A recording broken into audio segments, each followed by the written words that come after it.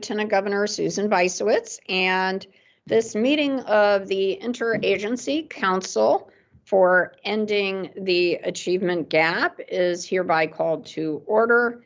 Today we're going to review the rollout of EdSite. This is our Department of Education dashboard, and we are also going to be discussing federal pandemic relief funds. So before we begin, I'm going to turn it over to Ari to do the roll call. Good afternoon, everyone. We're going to start with Connecticut State Colleges and Universities.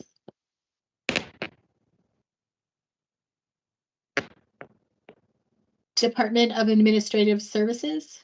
It's Mark Raymond representing Commissioner Gilman. Department of Children and Families.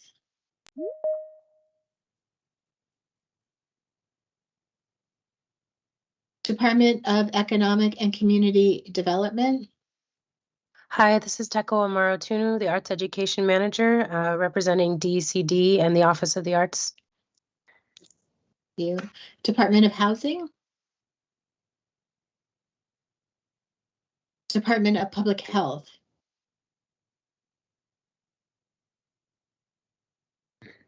Department of Social Services.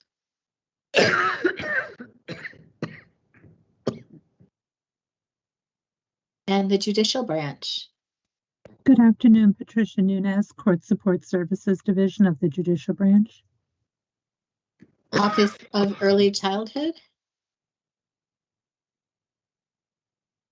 Office of Policy and Management. Holly Williams for the Office of Policy and Management. And the State Department of Education. Thank you, Kari. Charlene Russell Tucker, Commissioner of Education, and I think I have another colleague here along with you, Kari. Thank you, Hello, Commissioner. everyone. Cynthia Sonia-Moyano, Deputy Commissioner of Educational Supports and Wellness. Thank you. Is there anyone here who came on after I started doing roll call that would like to announce their presence? Okay, thank you. Back to you, Lieutenant Governor. Kari, thank you. We're going to now take a moment to review our agenda for today. We have just completed opening remarks, and shortly I'll seek acceptance of the minutes and any updates that follow our last meeting. After the updates, we're going to go right into our two presentations. So as always, we welcome the active engagement of all of our council members, and we, ask you to feel free to jump in with questions or anything you would like to add relevant to our discussion today. We're then going to review the rest of our 2023 meeting schedule. So I'll ask, does anybody have any questions about our agenda? All right, so seeing none, we are going to seek acceptance of the minutes. So our minutes were, the minutes are from our July 18th meeting. They were circulated to everyone in draft. We received some minor edits, but if you have any further corrections or suggestions to make at this time, please let us know. All right, seeing none, are there any objections to accepting the minutes as final with the edits that Kari's already made? All right, seeing no objections, the July 18th minutes are accepted as final. And I'm just going to ask to see if there are any follow-ups since the last meeting. Our last meeting was the 18th of July, where we had a legislative roundtable discussion about our work and our future goals. So any updates since then? All right, I do not see any. And Kari, I'm just going to ask if there's any folks that have just joined. Would you like to say who you are so Kari can add you to the attendance? Shantae Hanks, representing the Department of Housing. Good afternoon. Hi, Shantae. Hello, Lieutenant Anybody Governor. else? All right. Okay. So we are going to now turn to our presentations, and we're going to start with our fantastic commissioner, Charlene Russell Tucker, and she keeps giving us the infinite possibilities. So Commissioner Russell Tucker, would you like to talk about our EdSite data portal? Absolutely, Lieutenant Governor, and thank you so much for being here and recognizing. For those who don't know, you see our logo on the screen. This year in education in Connecticut is a year of infinite possibilities, and we certainly are all working together, and so appreciate this council as well for the work that we're doing together. So we're pleased to bring to your attention information data from the state's most trusted source for education information in Connecticut, and that's our EdSite. EdSite is our interactive data portal that keeps in one place data, statistics, and reports about schools, districts, also about the state. It is publicly available, accessible, and council members, some of you have seen some of this information before. However, today's presentation really is a comprehensive overview, as well as highlighting some of our new dashboards that you will find very important to the work that we are doing together as a council. As you're well aware, being data informed is a cornerstone of our work here at the department. We use multiple data points, of which test scores certainly are one of them, about students, schools, and districts, to provide a holistic picture on the state of education, the ecosystem. It helps us to support certainly the whole child.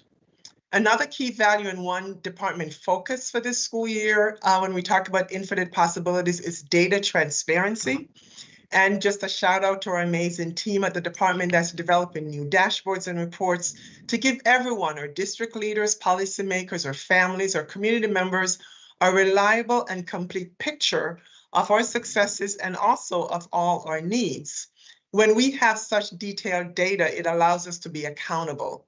And with information that everyone can use, our actions, even across this council, can be collaborative across systems to advance the results in education and improve the work that we do for students and staff, truly realizing infinite possibilities. So with that, I'm going to turn things over to Ajit Gopalakrishnan, who is our Chief Performance Officer, for the presentation and an overview of EdSite and showcasing some of the new dashboards that we have available. Thank you, Ajit, over to you. Thank you, Commissioner. I trust you can see the screen with EdSite on there. Okay, great. Good afternoon, everyone. EdSite is, as Commissioner mentioned, the single repository for education, public education data in Connecticut.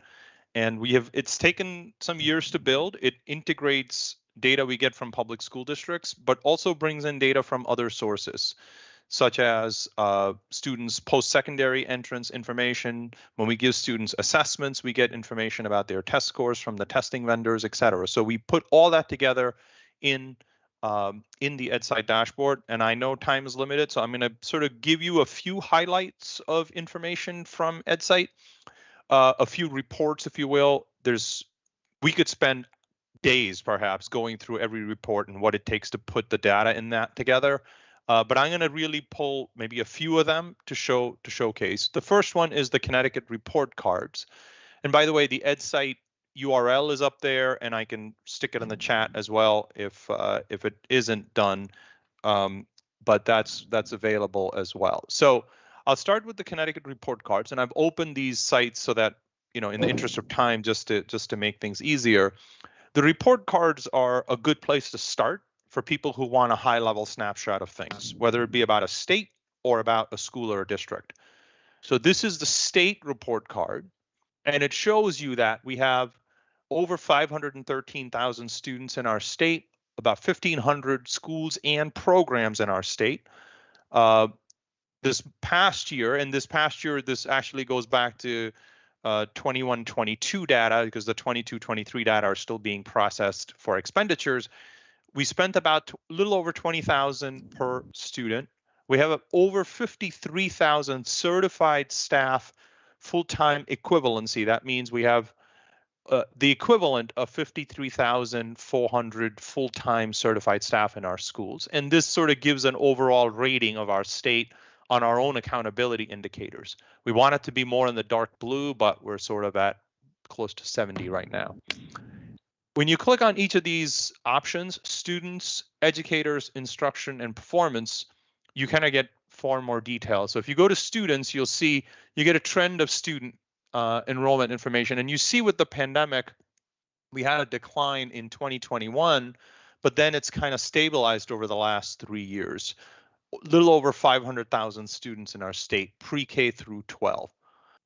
You get some, and again, all of these are providing trend information, which is always helpful. You see, a little over 40% of our students eligible for free reduced price meals. The percent of students with disabilities has continued to tick up in our state, over 17% now, which means, nearly 90,000 students in our state have a individualized education plan in our state. English learners, this is determined through an intake screening process, and nearly 10% of our students, 1 out of every 10 students is an English learner.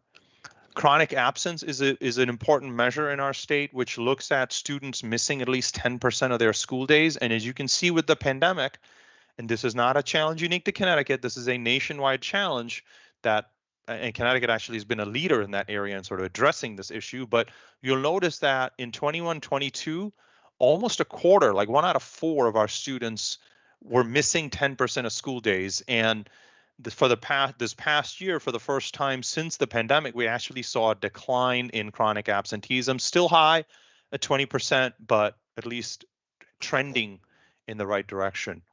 And so this gives you some kind of high-level snapshot. You can also get information about how students are doing in our overall accountability index, how they're doing on our assessments in ELA, math, and science. You can look at our 4-year graduation rate, which is trending around 88 to 89%. And for the first time again with the pandemic, we saw a slight decline in attendance. And then also college entrance, we've seen a decline with the pandemic.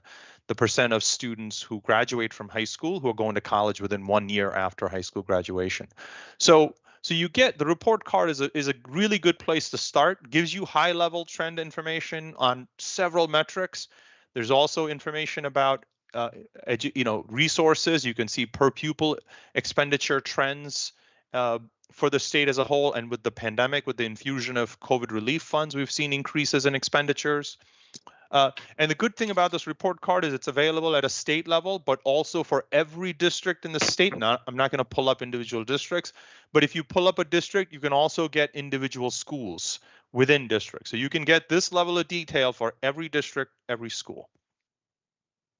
And by the way, if you have questions as I'm presenting, please stick them in the chat. I'll try to address them. I'm going to review a few of the dashboards and then sort of open it up for questions here. So the first dashboard, and Lieutenant Governor, I know this is of interest to you in particular around girls in computer science. So one of the dashboards actually that we launched a couple of years ago, I think now, is participation in our computer science coursework in high school. And what this shows is that this is state level data, state level dashboard. You can see that while there's access to computer science, about 13% of our students are participating in a computer science course. And if you look particularly by gender, you see that gap where about 8% of females are participating, but almost over 18% of males in the most recent year available, 21-22. 22-23 data will be available on this dashboard, I expect, by the end of this month, because those data are being processed as we speak. It also shows you what are some of the popular computer science courses in high schools across the state and what their enrollment looks like.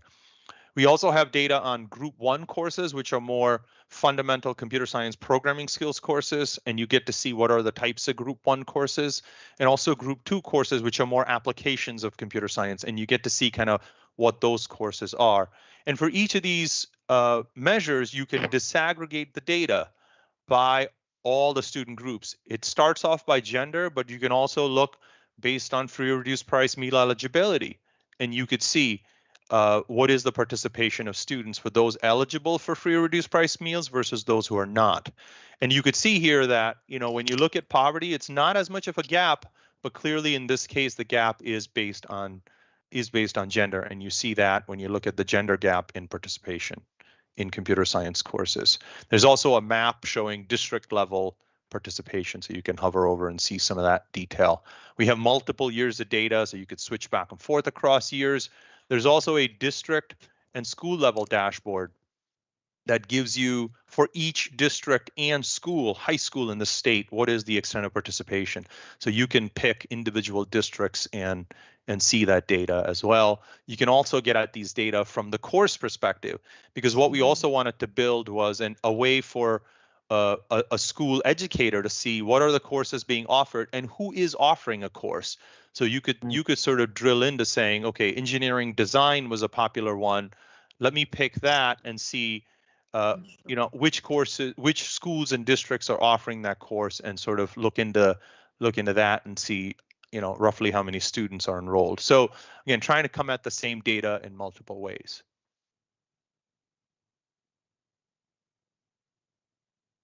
Ajit, there's a Yeah, I'm looking at that. Okay.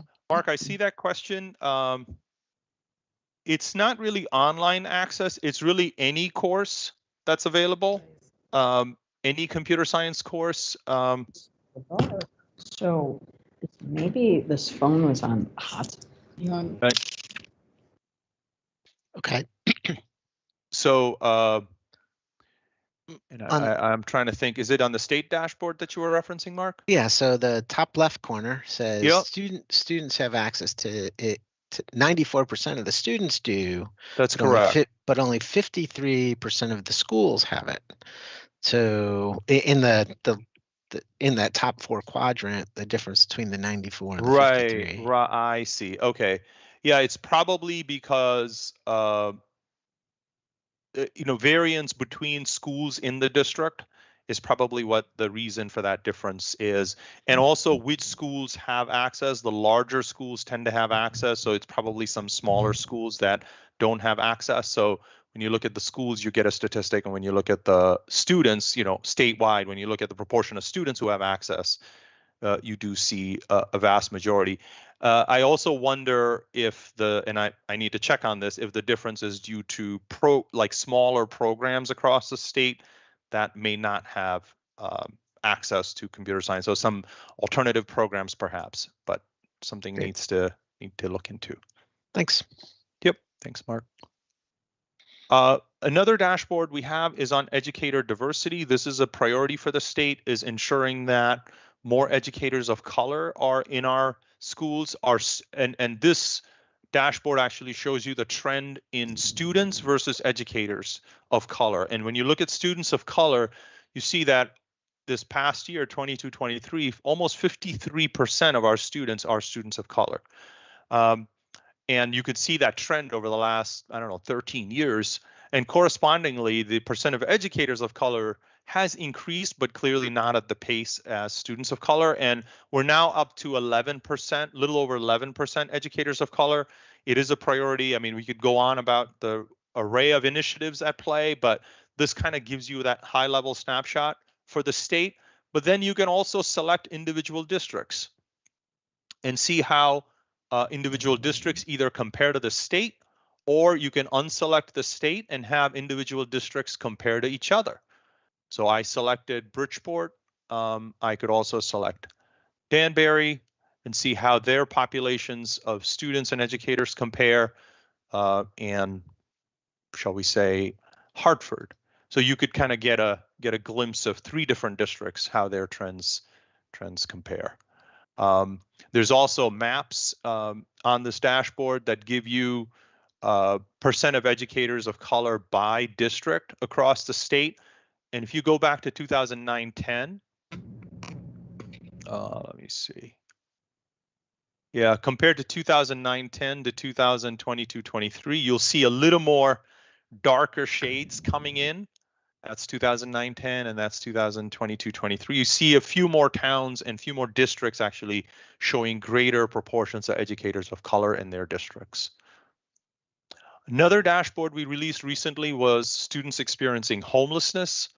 And here, we have about 5,000 students out of the 500,000 students. So when you go district by district, and we have that data in a tab here, the data get small and it's hard to disaggregate on all the measures. So in this case, the state dashboard actually gives you a wealth of information about the students experiencing homelessness. So the most recent year, we had about little over 5,000 students.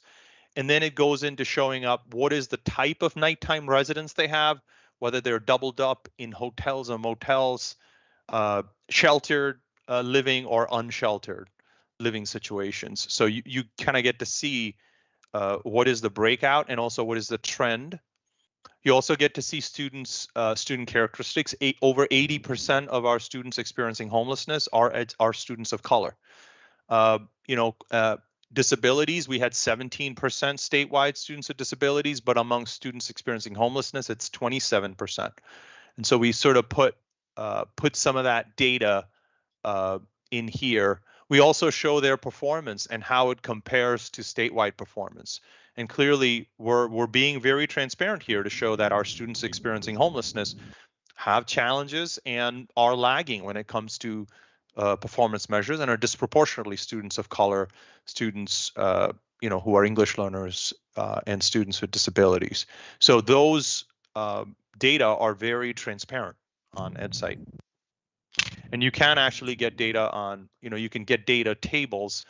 You could get a quick sense of which are the top 20 districts, New Haven, Waterbury, et cetera. You see that, and we give you the counts of those students. But then there's also raw data, like tabular data available.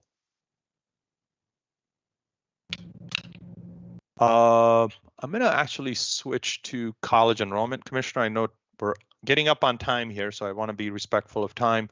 I mentioned college enrollment as one of the external data sources coming, and this is a powerful data set we have as well, where we're able to track for high school graduates what happens to them 4 years, 6 years after high school graduation. So in this case, we're actually showing you the data for multiple graduating classes. And you see that for the class of 2015, which means students who graduated that year in 2015, you get to see what happened to them. 50% earned a college degree 6 years after high school graduation.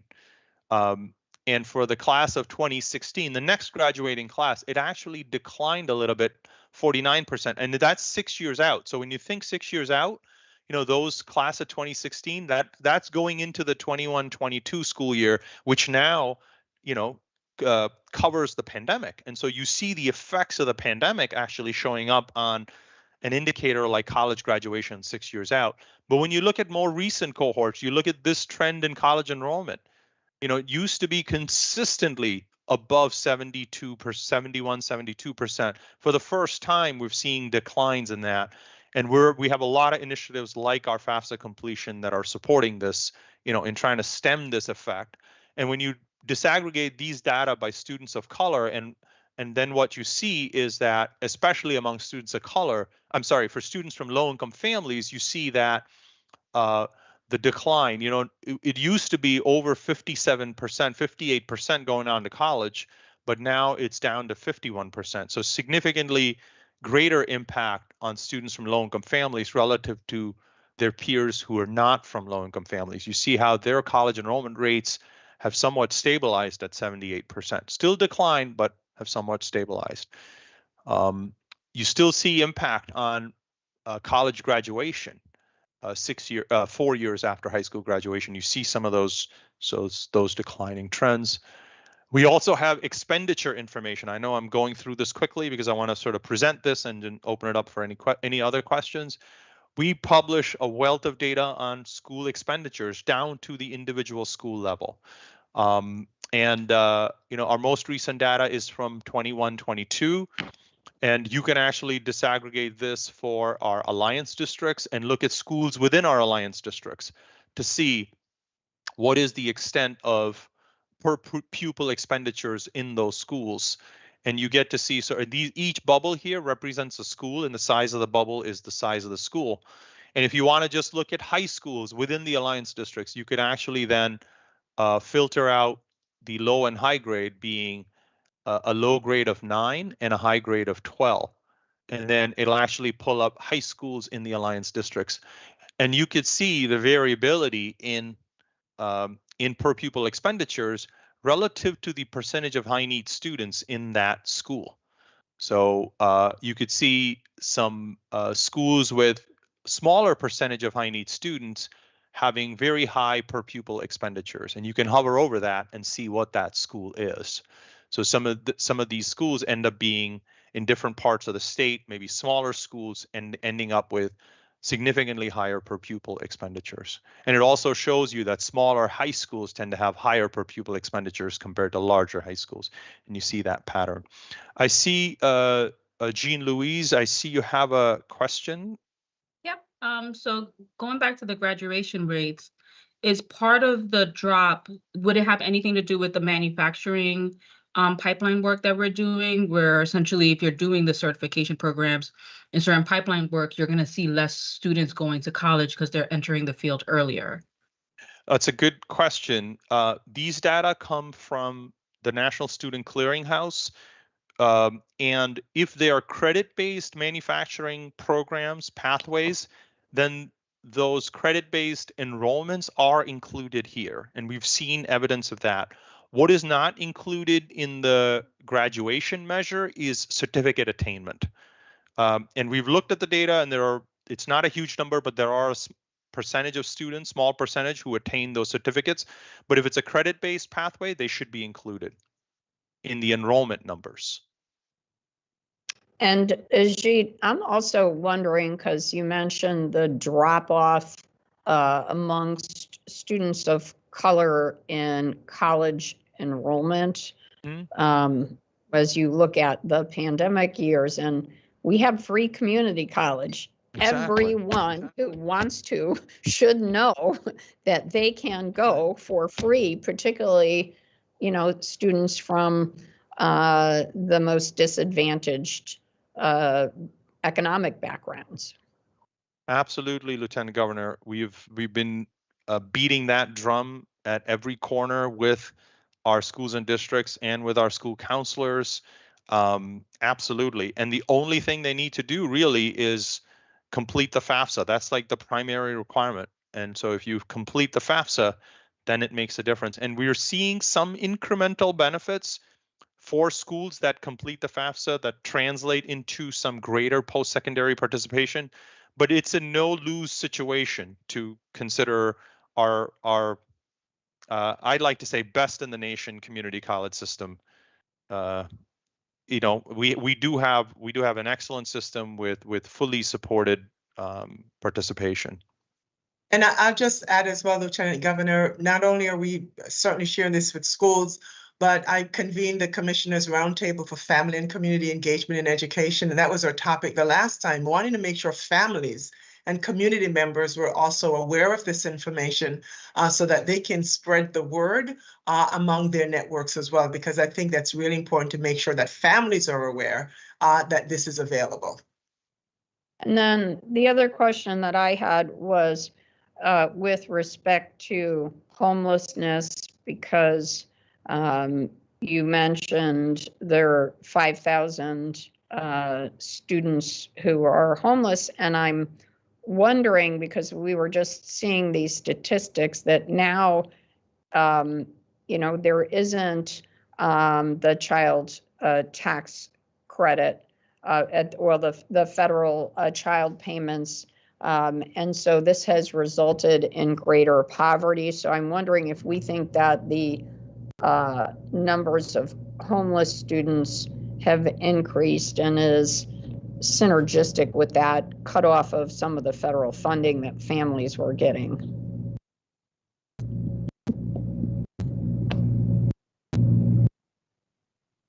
No?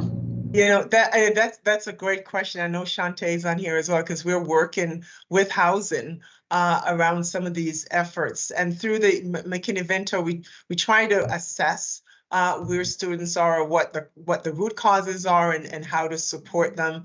The numbers, so we can look into what we're learning in that space. And Shantae, I don't know if you have any further insights on some of that. But it certainly is an area of concern, and it's one of the reasons that we want to make the data publicly available, because it allows all of us to be asking these very important questions, Lieutenant Governor, and then to think about how do we assist and how do we work together across systems in order to do that. Thank you.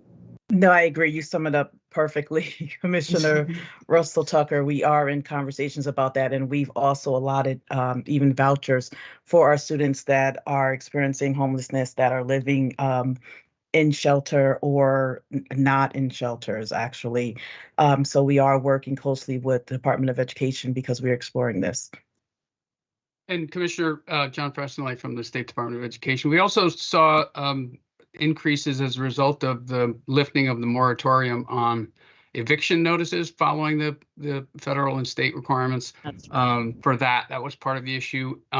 Also, we are seeing our folks in the communities are seeing increases in the number of Afghan and Ukrainian refugees coming to Connecticut. So initially, as they come to Connecticut before they find permanent housing, those students would be considered homeless under the McKinney-Vento. So that's in part of the uptick in numbers. I see. There's also that duplication with the students that their siblings are in Head Start, and we're able to capture them as well. So they would be counted in McKinney-Vento, but if they have siblings that are in Head Start or Early Head Start, we're also capturing them with our HSOH program. Great. So Rashid, are we all set? Well, I'll just wrap it up with our grants expenditures dashboard. This is our last dashboard I'll demo today. This is really just designed to make sure that we're using up all the money that we have available through the pandemic and beyond, really, for any grant. And what we're able to show here is, and I'll use the ARP-ESSER program as an example. If I search for ARP-ESSER grants, well, I may have to reload this this dashboard because maybe it's been sitting idle for some time.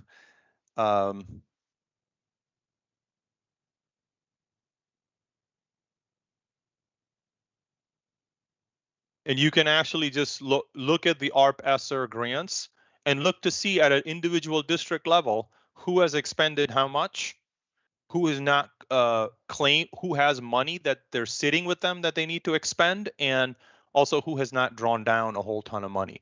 So we can actually use this dashboard to target those districts that may have had plans to spend these funds but are not actively yet requested those funds from us, and sort of proactively working with the district. So this was one of our newest dashboards. You can also select individual grants by their name, and then go from there to see each grant, and then the table updates accordingly.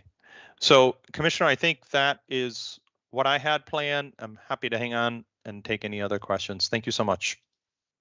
And thank you, Ajit, and for the council here, Lieutenant Governor and all. I just want you to see what we have available, and we certainly don't want to keep it for ourselves. It certainly is for the entire community that we work with to make sure that everyone is aware. It's how we are held ourselves accountable, and it's how we are using data, we're data informed to work across systems for the benefit and improvement of our students and the entire school community. So wanted to bring that to you today, and hopefully for those watching as well. And this is recorded, so it's available, and we'll continue to do this work so that we can achieve some goals together. So with that, I'll turn it back to you, Lieutenant Governor. Thank you, Commissioner, and thank you, Ajit. It's a great presentation, and I hope that all of our partners are taking advantage of this incredible trove of information about our school districts and our schools and our students. And with that, we're going to turn to our next presentation, which is a review of the American Rescue Plan funds.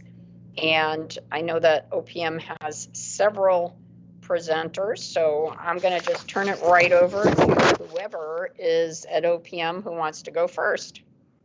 Yes, thank you. This is Holly William on behalf of the OPM team, and it's very serendipitous that we're following on the heels of Ajit's presentation. I thought that planned. Well, it is serendipitous because the two could not complement each other more, I think. And so the team today is really going to walk you through an review of, you know, what the funds have been allocated for. And we're going to take you through some of the data dashboards that are available that our data team has put together, and look at our annual performance report and some of the evaluation and impact work that's being done to date by our data team. And so if we could go to slide 3, I'll just take a second to introduce my colleagues that are on the call with me today. We have Scott Gall, who's our Chief Data Officer, Rachel Leventhal-Weiner, who's our Director of Evaluation and Impact, who is our trustee pilot this afternoon, and I thank her for that. And then Scott McWilliams, who is our Fiscal and Program Policy Section Director in the federal funds, covering federal funds for our budget division. And then myself, I'm Holly Williams. I'm a Fiscal and Policy Section Director in the budget division as well, and I cover education and workforce development. Next slide, please. And as I stated at the beginning, we're going to go through the American Rescue Plan. These are the funds, $2.8 billion that came from U.S. Treasury and came under the purview of the Office in Policy and Management. We worked in collaboration with the legislature to allocate those funds for various projects throughout the state. And Treasury really took a focus with these funds to require states and organizations that we granted the funds out to really infuse evidence-based policymaking into how we were doling out the funds and how we were evaluating the use of those funds. And so, you know, as we capture here, it's really a unique opportunity for us to improve data culture across state government and with the stakeholders that we interface at, you know, the local level, be it individual nonprofits, school districts, institutions of higher education, and private business, so that we can start to turn the curve on some of the outcomes that we care about and issues that not only were exacerbated by the pandemic, but maybe the pandemic uncovered. And so we at OPM have taken this opportunity very seriously and have kind of plowed full steam ahead into partnering with our state agencies and supporting their efforts in this space, so that we can start to dig into some of those questions that Ajit was thinking through about, like the I wonder why and how do we and what's next and what's the impact for those individuals that we care about and the policies that we want to roll out, so that we can appropriately allocate resources in ways that really drive system change for those that are most in need. And so I'm going to turn it over to my colleague, Scott McWilliams, who will take you through a high-level snapshot of the funding allocated. So we have allocated $2.8 billion across all state agencies. The details about specific allocations may be found in Section 48 of Public Act 23-204. Of the state ARPA funds, $1.26 billion have been expended as of September 8, 2023. We have until December 31st, 2024 to obligate the funds, and until December 31st, 2026 to expend the remaining funds.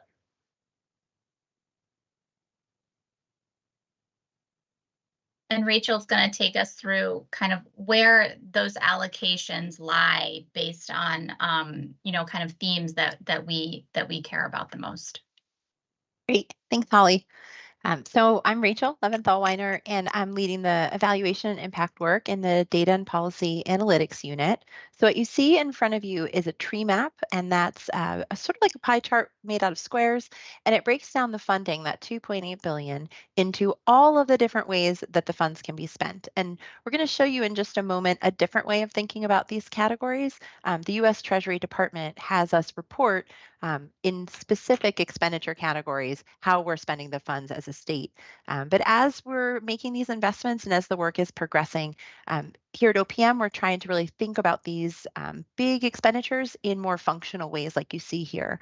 So the way things are broken out among higher education or infrastructure or early childhood, we're excited to actually be creating new dashboard experiences that will help you engage and understand at a project level all of the ways that these funds are being invested in by our agencies and in our communities. So this is a really high level breakdown. What we're going to show you next are two different opportunities to engage with the data about the American Rescue Plan funding. So the first is a dashboard that we've created as a data story. It's housed on our state's open data portal, which is managed by the Data and Policy Analytics unit. And I'm just going to click through and show it to you. There are a few more tree maps. Tree maps are a great way to display lots of big categories. So this gives you some background about the American Rescue Plan. Like Scott just said, some details about how the funds are broken out. We've linked to the information in the Public Act, as well as our most recent recovery plan, which we're also going to show you. So this is just a high level view into the way that we think about these expenditures as we report them to the Treasury Department. They have us thinking about things like negative economic impacts, revenue replacement, and things that pertain to public health in a variety of ways. So what we've been able to show in this data story, and I'm going to scroll down a little further so you can see some of the ways that we're breaking out these data. We show what we've allocated and then what we've spent so far. This big dashboard with all these 4 panels is just a really high level view. You can actually use this drop down up above to sort by agency. I'm not going to click on a specific agency right now. But the thing that I think is really helpful is we provide some information about the way the funds are being reported to the U.S. Treasury Department.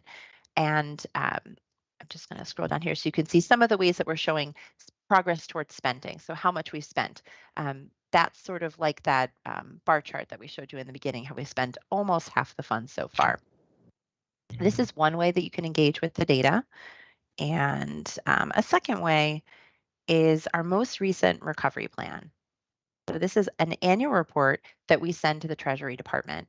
This provides us an opportunity to engage with agencies who have American Rescue Plan funded projects and understand where are they in their program administration and spending. But really the main thrust that we're looking at is how can we measure impact? How do we know how we're doing in spending these funds, but also in helping to improve our communities, especially in this pandemic recovery period. So we're going to share these materials with you after our presentation, but we have a link to this year's report. And to look at it, it's a PDF, so it's not super exciting to look just at the front cover page, but we provide, this is the Treasury Department format for the way the report should go. But the thing that's really useful for folks right now is that we provide a project inventory. So that's all of the projects that are funded by the American Rescue Plan.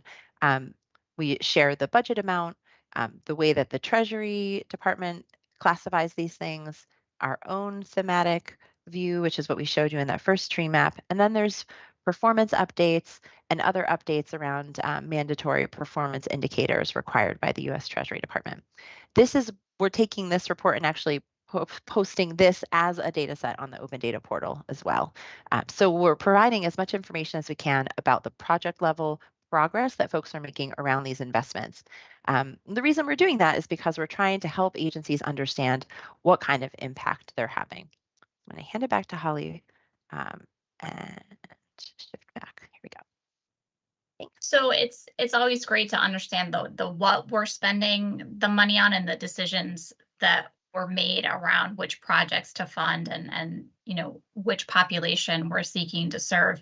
But really the power behind the work that the data team is doing at OPM is really to dig in and go one step further, which is what Treasury was pushing in some of their thinking, which is around the evaluation and impact data. And what does that do for our agencies? It allows them to answer stakeholder questions about their work, the who, what, when, where, why, for how long, what are the connections, the pros and the cons, and things like that. It allows us to make informed decisions about their work grounded in evidence. I think we all come to this work, wanting to help and having some emotion behind it, but really we need to be able to objectively evaluate, which methods work well in which communities for which children and for which constituent groups, so that we can, like I said at the beginning, to try to bend the curve on some of the initiatives and trends that we want to positively impact. And then to really understand the impact of their work, to be able to answer those I wonder why questions and take it to the next step to try to get some forward motion on the initiatives that we think are extremely important to drive improvement and outcome in ways that are measurable and that matter to both policymakers and the people that they serve. And then to provide evidence to stakeholders about sustainability and the scalability of their work. One thing that we mentioned in the past achievement gap meeting was, and then what, right? And then what after the ARPA funds have gone away, or the ARPA fund or the ESSER funds have gone away? What programs should stay? What's the evidence for them staying? Can we scale them up? Can we scale them down?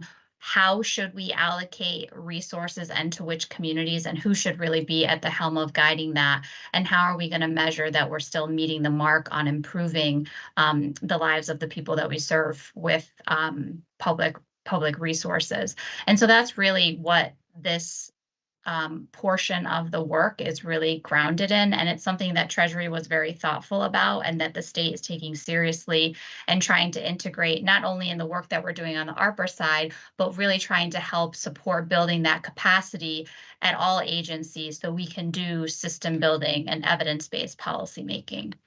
And I'll turn it over to Rachel to lead us through this next section.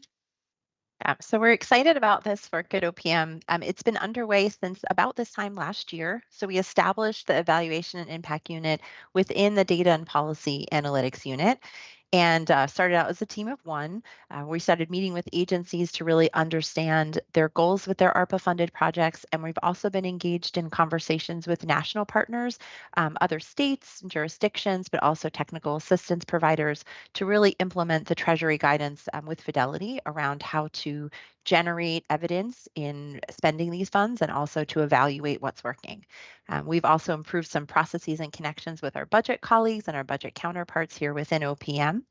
We added an analyst, so we became a team of 2 in January, and we started doing a lot of that data culture building that Holly was just speaking about, because this is allowable for the American Rescue Plan funded projects, but it's relevant to all state business. So we didn't want to necessarily exclude folks who are interested in joining our data culture building movement. So we've had capacity building going on in the springtime, and we launched the dashboard that we just showed you back in March and started to prep for the annual recovery plan that we put together and submitted this past July.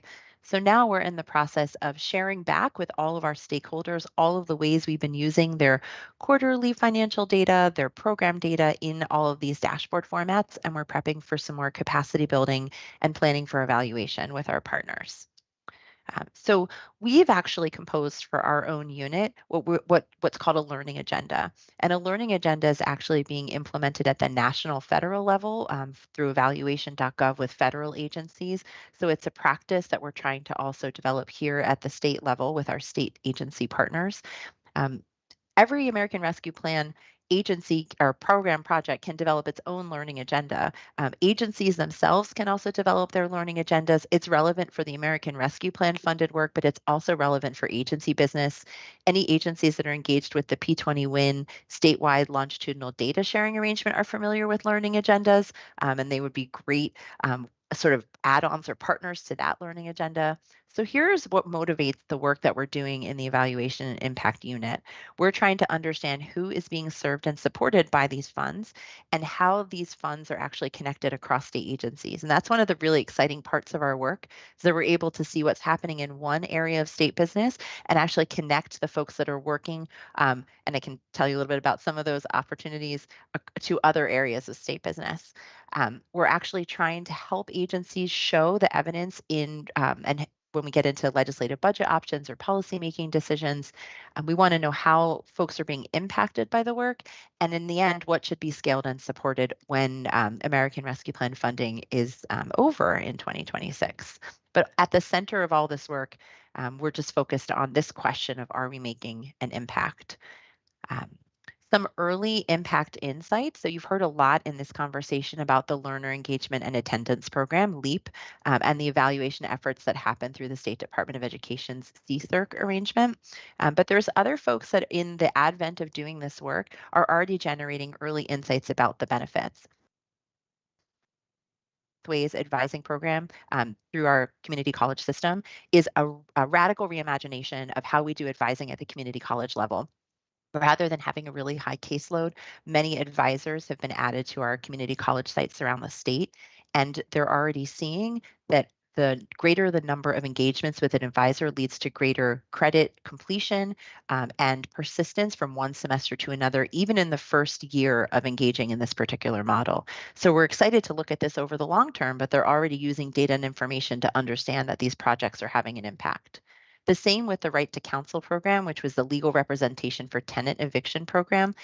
They're seeing that among clients that have goals of avoiding eviction or avoiding an unnecessary move, remaining in their homes, that over 70% of clients are having some kind of judgment that helps them avoid that eviction outcome. And then there's a few other projects that are underway, like Health Horizons, which is a support for folks to bolster the healthcare and behavioral health workforce, and the Promote Healthy and Lead Safe Homes, where our team is going to be partnering with, in one case, CSCU, and in the other case, Department of Public Health, to work through how to build that evaluation to measure the impact of this work, which is brand new to the state. But the work that we're doing is not necessarily just limited, the evaluation and impact work, we care about it for American Rescue Plan funded projects, but our team, we're housed within the Data and Policy Analytics Division at OPM. We actually are trying to increase transparency around lots of different data efforts around the state. So we manage the Open Data Portal. We also house the statewide longitudinal data sharing table, P20WIN, which helps us link data across agencies to look at the impact over time of many of our projects. We also are the home for all of the geographic information system data, so our spatial data. And this currently, Holly and I and another colleague within OPM are working around with a few other states around the country around developing the idea of an evidence-based policy or use of evidence within policymaking for the budget office. So we're really excited about this work. And upcoming, we're actually working with applied researchers and evaluators to support some of the projects that we've just spoken about. We are trying to improve transparency, just as Ajit was discussing, getting information about the projects, their spending, and their performance out to the public and other audiences. And we're doing a lot of capacity building within the state just to build the data culture and the muscles that are needed within our own state agency colleagues to actually continue to do this data-informed work. So we are available for questions, and we're happy to go back and demonstrate or show you other things that you're interested in seeing. All right, well, thank you all, and we'll see if there are any questions. Christine, are you seeing any hands up? I am not. All right, I guess the commissioner has. Actually, Commissioner Russell Tucker's hand is up. Yes, I know. I said I see her hand is up. Thank you. Thank you. This is great. Coming from our OPM, I think it's just awesome to have that. And Holly and team, I just wanted to find out, is there a plan to, maybe you have already done this, I'm thinking about our wonderful legislators that I know they've got lots of questions about this, and they're always asking about impact. And I'm not sure if any of this has made its way to them yet, or the plan for that. So that's what I was just wanting to ask about, because that's so important that they are aware of this work that's happening. So they're hearing from agencies, but they're hearing from OPM as well.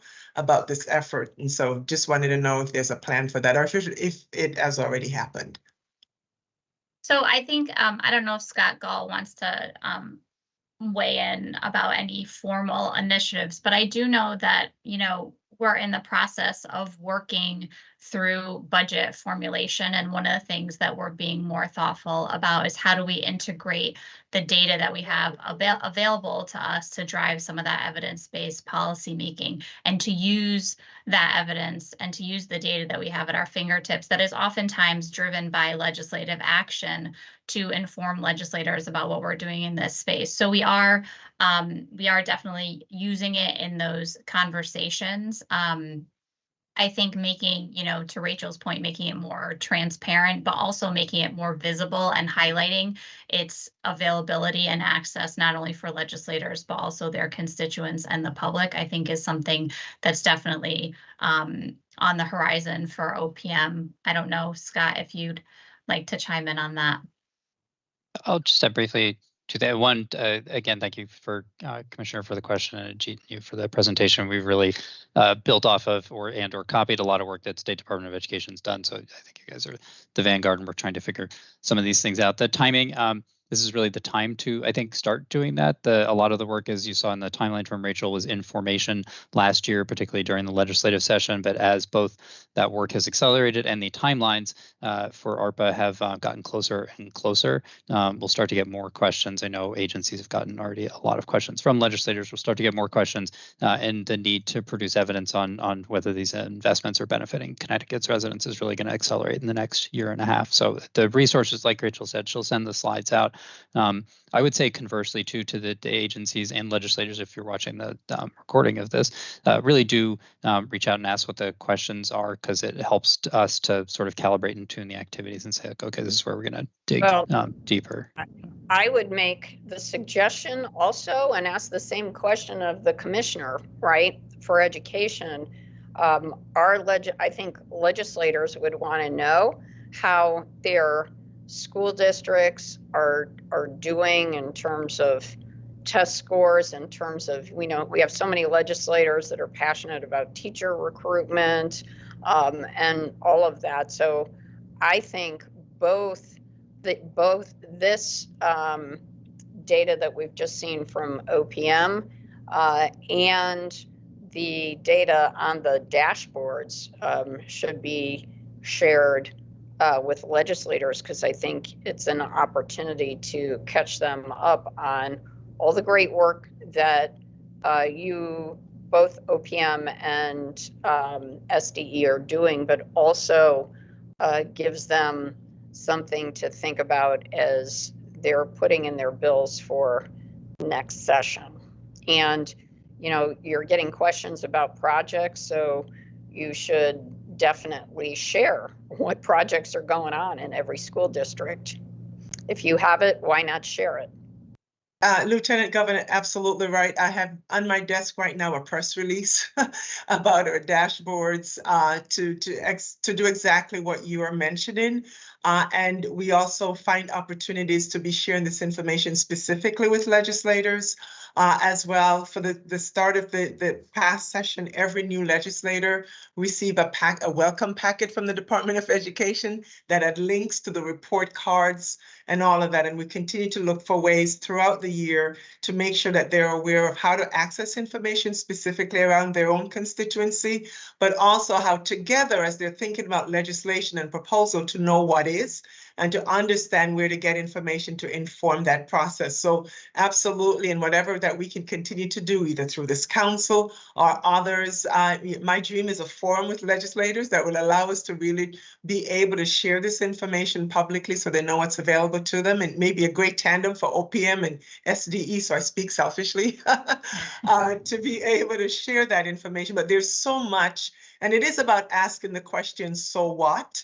And it is so critical as we're thinking about then how does that inform policy, which is really critical to the work that we're doing. And I'm proud to be in a state that we are indeed doing this work so we can answer those questions. So we want to make sure that they all are aware that this is occurring. So thank you for that. If I could make the suggestion, both agencies have legislative liaisons. It would seem to me that you would want to be in touch with every one of our legislators and say, you know, that we can make this information available in groups or one-on-one.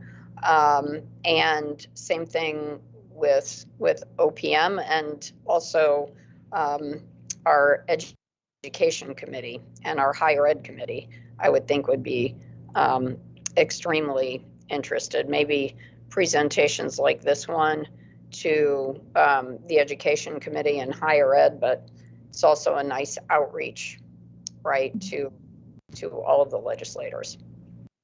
Definitely.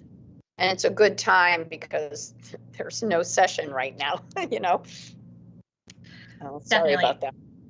Yeah, well, we will definitely take that thoughtful guidance back to the secretary and share it with him so that we can make sure that we honor our commitment to be transparent and make sure that we interface directly with the legislature on the data that's available on these funded initiatives. So thank you very much.